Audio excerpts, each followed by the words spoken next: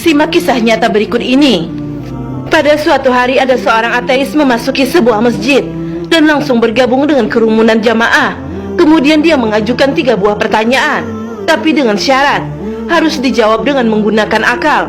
Artinya pertanyaan yang dia ajukan tidak boleh dijawab dengan dalil. Sontak para jamaah kaget dan tidak percaya. Tiba-tiba ada orang yang mengutarakan pertanyaan begitu, menantang untuk dicari jawabannya.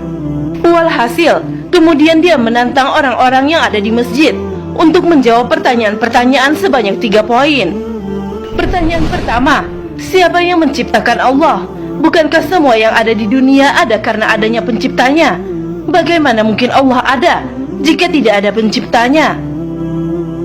Yang kedua, bagaimana caranya manusia bisa makan dan minum tanpa buang air? Bukankah itu janji Allah di surga? Dan pertanyaan terakhir, kalau iblis itu terbuat dari api, lalu bagaimana bisa Allah menyiksanya di dalam neraka? Bukankah neraka juga dari api? Mendengar pertanyaan dari sang ateis tersebut, tidak ada seorang jamaah pun yang mampu menjawab pertanyaan tersebut, kecuali salah seorang pemuda. Ia kemudian menjawab 3 pertanyaan ateis itu. Jawaban untuk pertanyaan pertama, apakah engkau tahu dari angka berapakah angka 1 itu berasal? Sebagaimana angka 2 adalah hasil dari 1 tambah 1, atau 4 yang berasal dari 2 tambah 2. Ateis tersebut hanya bisa terdiam tanpa memberikan jawaban. Lalu pemuda itu melanjutkan, jika kamu tahu bahwa 1 itu adalah bilangan tunggal, dia bisa menciptakan angka lain, tapi dia tidak tercipta dari angka apapun.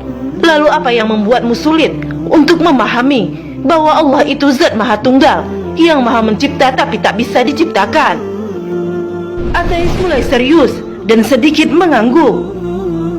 Jawaban untuk pertanyaan kedua, pemuda tersebut berkata, saya ingin bertanya kepadamu, apakah kita ketika di dalam perut ibu, kita semua makan?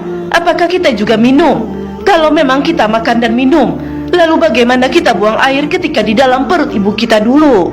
Jika engkau dulu percaya bahwa kita dulu makan dan minum di dalam perut ibu kita, dan kita tidak buang air di dalamnya, lalu apa yang membuatmu sulit untuk percaya bahwa di surga kelak kita akan makan dan minum juga tanpa buang air?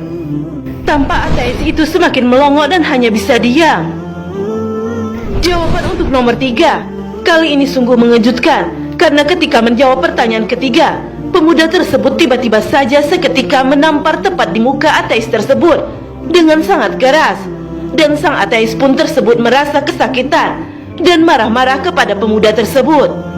Lalu pemuda tersebut berkata, tanganku ini terlapisi kulit, tanganku ini dari tanah, dan pipimu juga terbuat dari kulit, dari tanah juga. Lalu jika keduanya dari kulit dan tanah, bagaimana bisa engkau merasa kesakitan ketika saya menamparmu?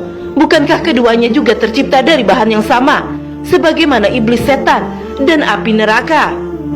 Kini ateis tersebut hanya bisa terdiam dan tertunduk tanpa bisa membantah apapun. Kisah ini mengajarkan kepada kita semua bahwasanya tidak semua pertanyaan yang terkesan mencela dan merendahkan Islam harus dihadapi dengan kekerasan.